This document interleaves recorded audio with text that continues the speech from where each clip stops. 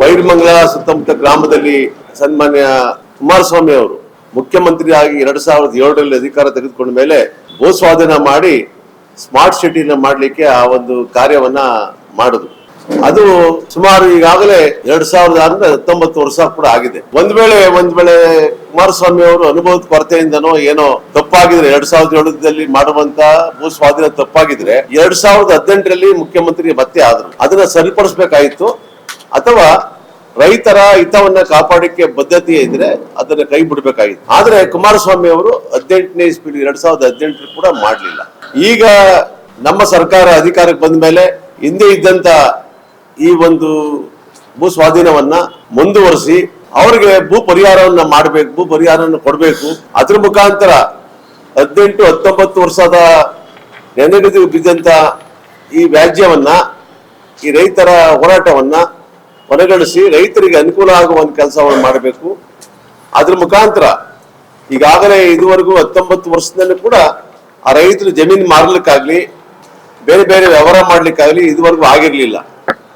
ಅದರಿಂದ ಈ ಸರ್ಕಾರ ಬಂದ ಮೇಲೆ ಅದನ್ನ ಒಂದು ತೀರ್ಮಾನ ತೆಗೆದುಕೊಂಡು ಸ್ಮಾರ್ಟ್ ಸಿಟಿಯನ್ನು ಮಾಡಲಿಕ್ಕೆ ಪ್ರಯತ್ನವನ್ನ ಮಾಡ್ತಾ ಇದೆ. ಸನ್ಮಾನ್ಯ ಕುಮಾರಸ್ವಾಮಿ ಅವರು ಮುಖ್ಯಮಂತ್ರಿಯಾಗಿ ಒಂದು ಸಾರಿ ತೀರ್ಮಾನ ತೆಗೆದುಕೊಂಡ್ರು ಅದ್ ಮಾಡ್ಬೇಕು ಅಂತ. ಮತ್ತೆ 2ನೇ ಸಾರಿ ಕೂಡ ಅದ್ರ ಬಗ್ಗೆ ಚಕಾರ ಎತ್ತಿಲ್ಲ. ಅದ್ರ ಬಗ್ಗೆ ರೈತರ ಹಿತವನ್ನು ಕಾಪಾಡಲಿಕ್ಕೆ ಪ್ರಾಮಾಣಿಕ ಪ್ರಯತ್ನ ಮಾಡಲಿಲ್ಲ.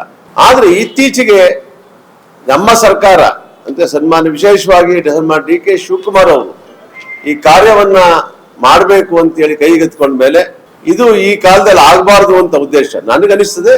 ಇದು ಬದ್ಧತೆಯ ಕೊರತೆಯಿಂದ ಆಗಿರುವಂತ ಕೆಲಸ.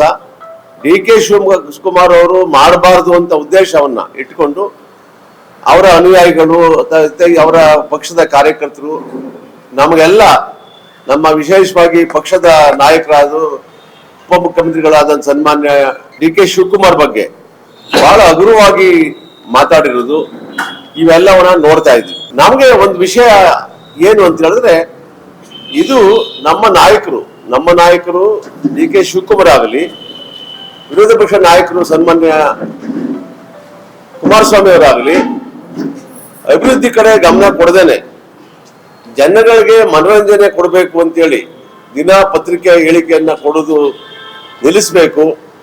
ಇದ್ರ ಮುಖಾಂತರ ಅಭಿವೃದ್ಧಿ ಕಡೆ ಗಮನ ಕೊಡಬೇಕು. ಹೆಚ್ಚು ಅಭಿವೃದ್ಧಿ ಕಡೆ ಗಮನ ಕೊಟ್ರೆ ಈ ಜಿಲ್ಲೆ ಅಭಿವೃದ್ಧಿ ಆಗ್ತದೆ. ಸನ್ಮಾನ್ಯ ಕುಮಾರಸ್ವಾಮಿ ಅವರು 2 ಸಾರಿ ಮುಖ್ಯಮಂತ್ರಿ ಆದರು. ರೈತರ ಮಗ ಅಂತ ಹೇಳ್ಕೊಂಡಂತ ಕುಮಾರಸ್ವಾಮಿ ಅವರು ಈ ಜಿಲ್ಲೆಗೆ ಒಂದೇ ಒಂದು ನೀರಾವರಿ ಯೋಜನೆಯನ್ನ ಮಾಡಲಿಲ್ಲ. ಯಾವುದೇ ನೀರಾವರಿ ಯೋಜನೆ ಮಾಡದೇನು ಕೂಡ ಕುಮಾರಸ್ವಾಮಿ ರೈತರ ಅಭಿವೃದ್ಧಿಗೋಸ್ಕರ, ರೈತರ ಹಿತಾಸಕ್ತಿಯನ್ನು ಕಾಪಾಡಲಿಕ್ಕೋಸ್ಕರ ರಾಜಕೀಯ ಇದ್ದೀನಿ ಅಂತೇಳಿ ಅನೇಕ ಸಾರಿ ಹೇಳಿದ್ದಾರೆ. ಸನ್ಮಾನ್ಯ ಕುಮಾರಸ್ವಾಮಿ ಅವರು ಮುಖ್ಯಮಂತ್ರಿ ಆದರೂ ಕೂಡ ಚನ್ನಪಟ್ಟಣದಲ್ಲಿ ಮುಖ್ಯಮಂತ್ರಿ ಆದರು, ರಾಮನಗರದಲ್ಲಿ ಮುಖ್ಯಮಂತ್ರಿ ಆದರು. 2 ತಾಲೂಕಿಗೆ ಯಾವುದೇ ಒಂದು ನೀರಾವರಿ ಯೋಜನೆಯನ್ನ ಮಾಡಲಿಲ್ಲ. ರೈತರ ಮಗ ಅಂತ ಹೇಳ್ಕೊಂಡಂತ ಕುಮಾರಸ್ವಾಮಿ ಅವರು ಮಾಡಲಿಲ್ಲ. ಆದ್ರೆ ಒಬ್ಬ ಸಾಮಾನ್ಯ ಮಾಸ್ಟರ್ ಮಗ ಸಿ.ಪಿ. ಯೋಗೇಶ್ವರ್ ಅವರು ಅದು ಮಾಡಿ ತೋರಿಸಿದ್ದಾರೆ. ಡಿ ಕೆ ಶಿವಕುಮಾರ್ ಬಗ್ಗೆ ಸುರೇಶ್ ಬಗ್ಗೆ ಅಗ್ರವಾಗಿ ಮಾತಾಡಿದ್ದಾರೆ ಕುಮಾರಸ್ವಾಮಿ ಅವರು.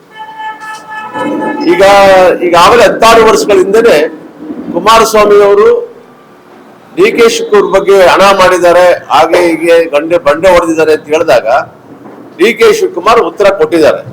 ಹೌದಪ್ಪ, ನಾನು ಗ್ಯಾರೆಂಟ್ ವ್ಯವಹಾರ ಮಾಡಿದ್ದೀನಿ, ಬಂಡೆ ಹೊಡೆದಿದ್ದೀನಿ, ಹಣ ಸಂಪಾದನೆ ಮಾಡಿದ್ದೀನಿ, ಆಸ್ತಿ ಮಾಡಿದ್ದೀನಿ ಅಂತ ಹೇಳಿದ್ದಾರೆ.